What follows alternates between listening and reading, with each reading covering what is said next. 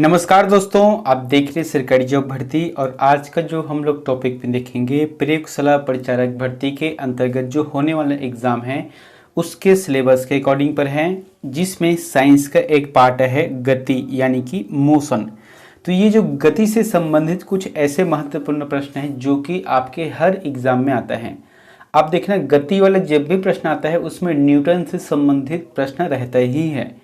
हर exam में 1 से 2 अंकों का रहता है। तो आज जो है आपको वीडियो को देखने हैं शुरू से अंतिम तक, और ये समझ के चलना है कि गति से संबंधित कुछ भी अगर प्रश्न आता है तो यह आपसे 100% बन जाएगा। तो चलते हैं वीडियो की तरफ। अगर आप हमारे चैनल पर नए हो तो चैनल को सब्सक्राइब कर दीजिएगा, बेल आइकन को जरूर दबा देना और फ्री PDF टेलीग्राम चैनल पर मिल जाएगा। देखो, कई लोग कमेंट करते हैं कि सर इसका एग्ज़ाम कब होगा। तो मैंने आपको पहले भी बताया था, अभी भी बता रहा हूँ आपको। पेपर में एक दिन दिया था कि नवंबर के महीने में इसका एग्ज़ाम होगा। उससे पहले एक तो शिक्षा विभाग की तरफ से फॉर्म भरे थे, अब वो हटाकर व्यापम एग्ज़ाम लेगा, यानी कि व्यापम पुनः फॉर्म को भरेगा। तो अभी चल रहा है अक्टूबर का महीने, इसके बाद आएगा नवंबर का महीना, लेकिन अभी तक जो है व्यापम के साइड में ऑनलाइन का लिंक नहीं दिया है, इसलिए कुछ कहा नहीं जा सकता कि नवंबर में होगा कि नहीं होगा। अगर नवंबर में एग्ज़ाम होगा तो बहुत जल्द आपको लिंक देखने को मिलेगा व्यापम में, और तुरंत फॉर्म को भरने के बाद उसे तुरंत ही एग्ज़ाम होगा। इसमें ज़्यादा समय नहीं दिया जाएगा। इसलिए आप जो है जब पढ़ाई कर रहे हो ना तो अच्छे से तैयारी करना, रुकना मत, क्योंकि कब इसका फॉर्म खुल जाए और कब इसका एग्ज़ाम हो जाए, जो कि बहुत ही कम समय रहेगा आपके पास। तो चलते हैं वीडियो की तरफ। यहाँ पर गति से संबंधित कुछ महत्वपूर्ण जानकारी को देखते हैं, ताकि इसी जानकारी के अंतर्गत कुछ प्रश्न बनेंगे जो कि बहुत ही इंपॉर्टेंट है। सबसे पहले जो पॉइंट है वहाँ, किसी वस्तु में समय के साथ स्थान में परिवर्तन गति कहलाती है। कोई भी जैसे वस्तु है, ठीक है, अब उसके समय, जैसे कि अभी कोई वस्तु है यहाँ पर है, ठीक है, जैसे यहाँ पर है। अब जैसे कि हम 1 मिनट के बाद देखते हैं तो ये यहाँ पर आ गया, इसका मतलब इसका स्थान परिवर्तन हो रहा है, तो इसे ही कहा जाता है गति कहा जाता है। ठीक है, गति की अवधारणा सापेक्ष के सिद्धांत पर आधारित होती है। 2 पिंड एक दूसरे के सापेक्ष गतिशील या स्थिर हो सकते हैं। एक ही चीज से नहीं होता, कोई मतलब 2 पिंड हो सकता है। अब यहाँ पर जो महत्वपूर्ण चीज है उसको देखते हैं, गति के प्रकार, काइंड्स ऑफ मोशन। तो ये कितने प्रकार के होते हैं? तो मुख्यतः ये जो होते हैं वहाँ 3 प्रकार से होते हैं। आप जो है NCERT की बुक होगा उसमें जाकर देखना, 3 प्रकार के होते हैं। पहला जो प्रकार है स्थानांतरित गति होता है, दूसरा है घूर्णन गति होता है, और तीसरा जो है आवृत्ति गति होता है। स्थानांतरित गति को दोस्तों यहाँ पर रेखीय गति भी कहते हैं। जैसे कि आप देखना, स्थानांतरित गति मतलब होता क्या है कि जब कोई वस्तु एक सीधी रेखा में गति करती है तो ऐसे गति को स्थानांतरित गति कहते हैं। जैसे कि बस, रेलगाड़ी का चलना, जैसे कि बस यहाँ पर है ना, तो बस कैसे चलता है? ऐसे चलते हैं क्या? नहीं, वो जो है सीधी गति में चलते हैं। उसी तरीके से रेल भी सीधी गति में चलते हैं, तो इसे ही कहा जाता है स्थानांतरित गति, या इसे रेखीय गति भी कहते हैं। ये दोनों शब्दों को आपको याद रखना है, ठीक है, पहला हो गया। दूसरा जो है घूर्णन गति, नाम से स्पष्ट है घूर्णन। तो किसी अक्ष के परितः किसी पिंड की गति घूर्णन गति कहलाती है, और इसका मापन जो है टैकोमीटर में होता है। देखो, घूर्णन गति किससे मापा जाता है? टैकोमीटर से। उदाहरण के तौर पर देखो, पृथ्वी अपने अक्ष पर परितः घूमना एक, दूसरा है ग्रहों की गति, तीसरा है पंखे का घूमना, चौथा है वृत्ताकार मैदान में गति। जैसे कि आप देखना, पंखा कैसे घूमता है? इस तरीके से घूमता है, सीलिंग है ना। पृथ्वी जो है अपनी अक्ष पर इस प्रकार से घूमता है, या मैदान के अगर चारों चक्कर गोल घूमना है तो ये भी रहते हैं। तो कुल मिलाकर किसी अक्ष की परिधि किसी पिंड की गति का घूर्णन गति कहलाती है, यानी कि किसी भी चीज को केंद्र मानकर उसके चारों तरफ घूमना ही घूर्णन गति कहलाता है, जो कि उदाहरण के तौर पर यहाँ पर मैंने आपको बता दिए हैं। घूर्णन गति के भी 2 अलग अलग प्रकार है, एक तो है बल आघूर्णन होता है और एक है जड़त्व आघूर्णन होता है, ठीक है। तीसरा है आवर्त गति। तो आवर्त गति, जब कोई पिंड अपनी स्थिति को बार बार दोहराता है तो इस प्रकार की गति को आवर्ती गति कहते हैं। दोस्तों, मैं यहाँ पर बहुत ही सरल भाषा में बता रहा हूँ कि जब कोई पिंड अपनी स्थिति को बार बार दोहराता है तो इस प्रकार की गति को आवर्ती गति कहते हैं या आवर्त गति कहते हैं। और इनके 3 प्रकार होते हैं। कौन कौन से हैं? एक तो पहला आ जाएगा कंपन या दोलन गति कहते हैं। जैसे कि अगर हम तालाब है, अब उस तालाब में पत्थर मारते हैं तो उनके जो पानी किस प्रकार से होता है, कंपन होने लगता है ना, इस प्रकार से लहर उठता है, तो यही है दोलन गति या कंपन गति के उदाहरण। दूसरा आता है वृत्तीय गति। तो वृत्तीय गति मतलब पृथ्वी का सूर्य के चारों ओर चक्कर लगाना। जैसे कि यहाँ पर एक बताया था आपको, पृथ्वी जो है अपनी अक्ष पर घूमता है, इससे घूर्णन गति हो गया। लेकिन जो आवर्ती गति के अंतर्गत जो वृत्तीय गति आता है, इसमें पृथ्वी सूर्य के चारों ओर परिक्रमा करता है, जो कि 365 दिन का होता है, उसे कहा गया है। और तीसरा है प्रक्षेपक गति, जो कि तोप से निकले गोले की गति और साथ ही साथ बल्ले से टकराई बॉल की गति। ये जो होता है ना, प्रक्षेपक गति के उदाहरण के अंतर्गत आता है। तो यहाँ पर जो है गति के जो 3 प्रकार है मैंने आपको बता दिए हैं। अब जो सबसे महत्वपूर्ण है और सबसे इंपॉर्टेंट चीज है गति के नियम, यानी कि लॉ ऑफ मोशन। इससे बहुत ज्यादा प्रश्न बनते हैं और हर एग्जाम में पूछते हैं। जैसे कि आपके सिलेबस में 60 अंकों का अकेले है इसमें, तो पक्का इसमें 2 से 3 अंकों का जरूर पूछेगा, आप ये मानकर चलना है। देखो यहाँ पर है कि इंग्लैंड के महान वैज्ञानिक, याद रखना है, इंग्लैंड के महान वैज्ञानिक हुए थे सर आइजैक न्यूटन। कौन है? सर आइजैक न्यूटन, जो कि इंग्लैंड के महान वैज्ञानिक हुए। इन्होंने 1687 में अपनी एक पुस्तिका है, यानी कि अपनी एक पुस्तक है, उसमें लिखा है, और उस पुस्तक का नाम क्या है? प्रिंसिपिया। ठीक है, वो जो पुस्तक है उसका नाम है प्रिंसिपिया। इसमें गति के नियम प्रस्तुत किए हैं, यानी कि गति के कितने नियम होते हैं उन सभी चीजों का जानकारी अपनी प्रिंसिपिया पुस्तक में लिखा है। इन्होंने गति के 3 नियम बताए हैं। कितने नियम? 3 नियम। तो चलते वो 3 नियम कौन कौन से हैं? तो गति का प्रथम नियम, या इसे ही जड़त्व का नियम कहते हैं। क्या बोलते हैं? गति का प्रथम नियम, या इसे ही जड़त्व का नियम कहते हैं। जैसे कि जब कोई पिंड स्थानांतरित गति कर रहा है तो वह गतिशील ही रहेगी, और यदि कोई पिंड विरामावस्था में हो तो वह विरामावस्था में ही रहेगा जब तक कि उसमें बाह्य बल ना लगाया जाए। जैसे कि यहाँ पर उदाहरण के तौर पर पहले समझते हैं कि बस के एकाएक चलने पर उसमें बैठा व्यक्ति पीछे की ओर झुकता है, साथ ही साथ अगर कंबल को छड़ी से पीटने पर धूल के कण झड़ जाते हैं। समझ गए ना? यहाँ पर अब देखो होता क्या है। जैसे कि कोई पिंड है, ठीक है, अब वो गति कर रहा है। जैसे कि आप बस में जा रहे हो, इसका मतलब है आप गति कर रहे हो, है ना, बस के साथ आप गति कर रहे हो। लेकिन बस जो है एक ब्रेक लगाता है तो आपका जो स्थिति है वहां आगे की तरफ झुक जाता है, इसका मतलब है कि वहां गतिशील है। ठीक है, और एक होता है विरामावस्था। जैसे कि चादर है, चादर को आप लटका दो तो उसमें क्या है? धूल है, विरामावस्था के तौर पर है। आप उसे छड़ी से अगर पीटते हो तो छड़ी से पीटने के बाद जो है उसका धूल जो है वहीं पर रुक जाएगा, और जो चादर है वहां आगे बढ़ जाता है। धूल जो है कुछ सेकंड के बाद नीचे गिरते हैं। तो ये क्या हो गया? विरामावस्था की गति। तो यहाँ पर आपको समझना है कि जो गति का प्रथम नियम है और जड़त्व का प्रथम नियम है, या जड़त्व का नियम कहा जाता है, ये स्थानांतरित यानी कि गति और विरामावस्था दोनों पर लगता है।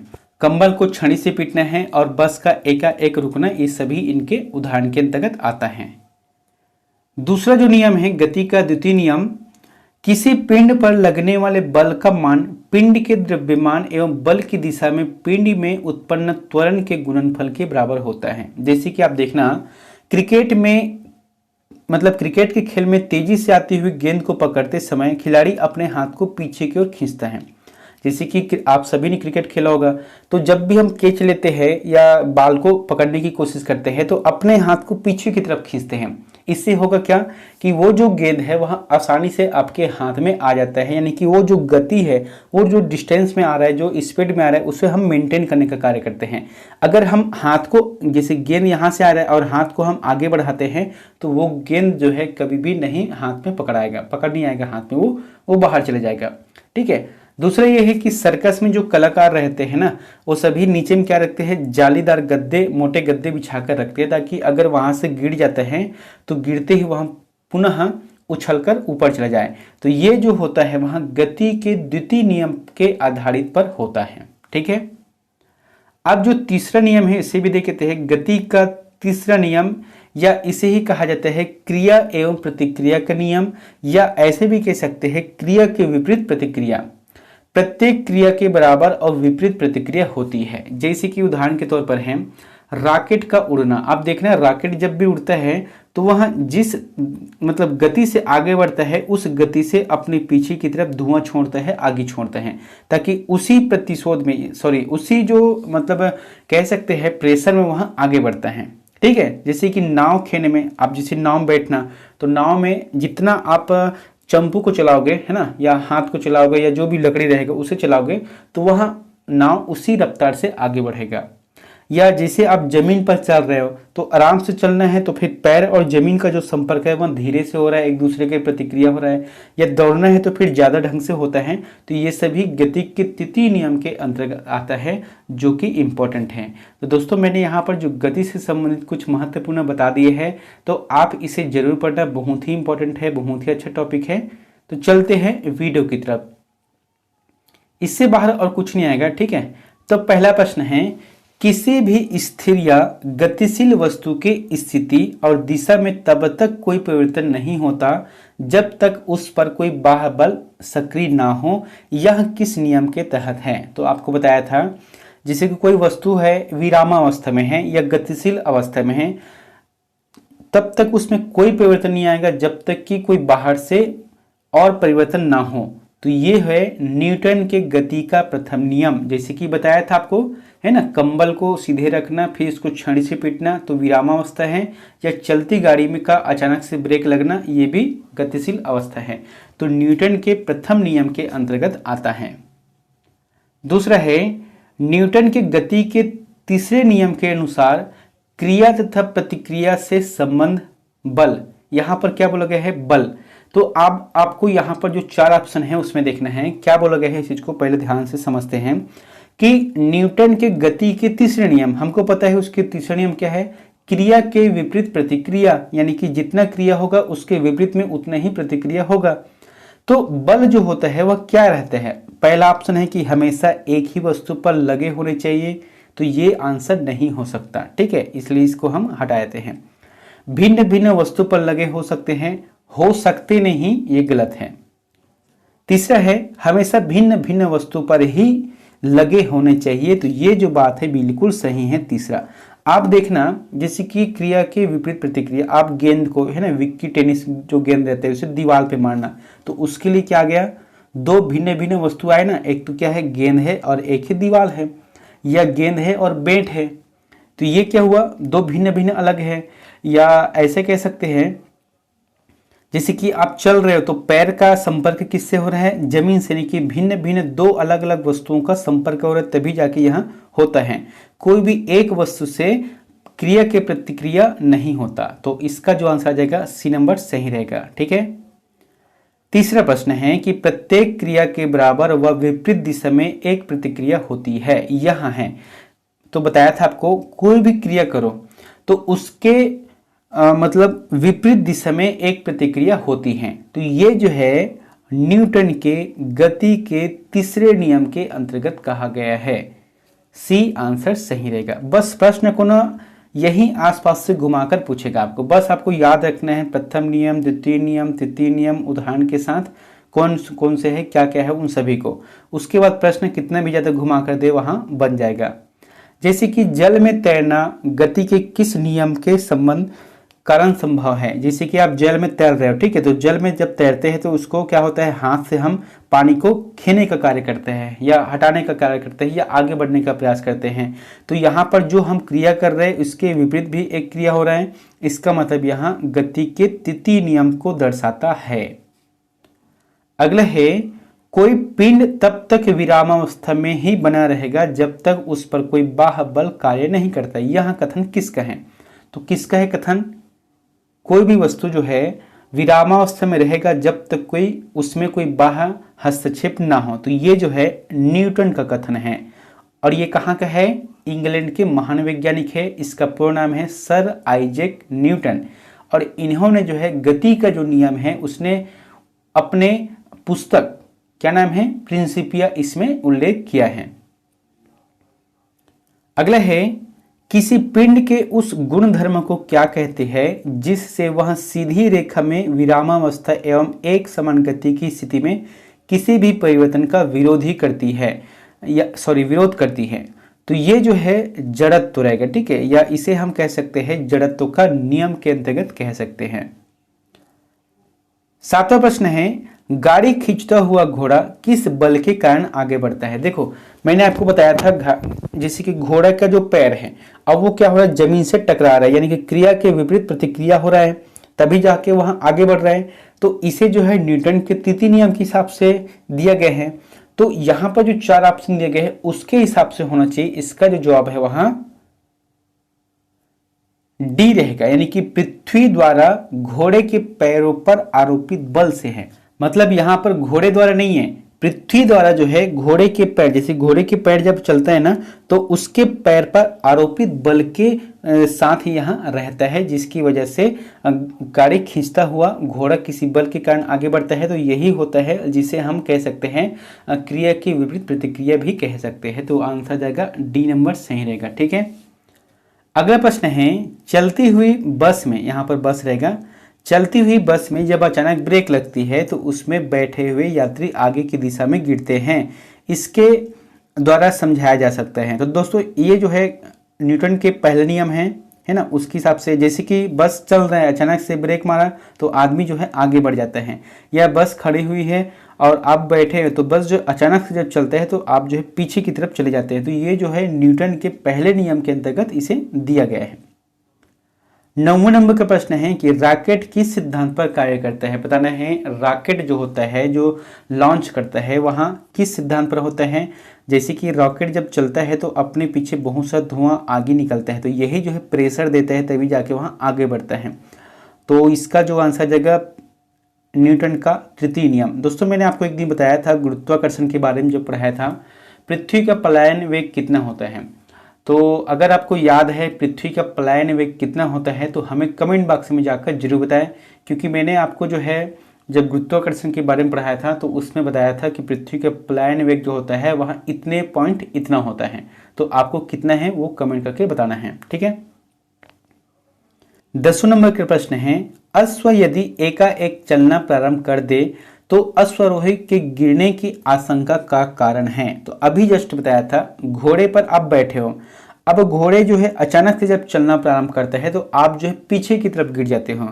तो ये जो गिरने की आशंका का जो मूल रूप से कारण होता है वहां क्या है, विश्राम जड़त्व, यानी कि विरामावस्था के जड़त्व है। एक तो न्यूटन के पहले नियम को क्या बोलते हैं कि जड़त्व का नियम बोलते हैं, ठीक है, लेकिन स्थिति कौन सा है, एकाएक चलना, इसका मतलब आप जो इसमें आराम से बैठे हो, विश्राम अवस्था में हो, तो विश्रामावस्था के जड़त्व का नियम कहा जाएगा इसे, सी नंबर का। 11वें नंबर का प्रश्न है, क्रिकेट का खिलाड़ी तेजी से आती हुई बॉल को क्यों अपने हाथ में पीछे खींचकर पकड़ता है, क्योंकि अगर वहां बॉल की विरामावस्था की स्थिति में आ सकती है। जैसे कि गेंद को पकड़ना है तो गेंद को पकड़ने के लिए अपने हाथ को पीछे खींचना, ताकि बॉल जो है विरामावस्था की स्थिति में यानी कि रुकने की स्थिति में आ सके। अगर हम ऐसा नहीं करेंगे तो गेंद जो है अपने हाथ से छिटक सकता है, तो इसलिए करते हैं, ठीक है। बहुत ही अच्छा टॉपिक है यहाँ पर। अब अंतिम का प्रश्न आप लोगों के लिए होमवर्क है, तो इसका आंसर में कमेंट बॉक्स पर जाकर बताएं। प्रश्न क्या है कि सर आइजैक ने अपनी किस पुस्तक में गति के नियम को प्रतिपादित किया है। किसने, सर आइजैक ने अपनी किस पुस्तक में गति के नियम को प्रतिपादित किया है। ऑप्शन यहाँ पर है कॉस्मॉस है, प्रिंसिपिया है, हिडन फिंगर्स है, a brief history of time है। तो इन चारों में से जो भी आंसर आपको सही लगता है तो प्लीज़ हमें कमेंट बॉक्स पर जाकर जरूर कमेंट करें। मिलते हैं नेक्स्ट वीडियो में एक नई जानकारी के साथ। Thank you.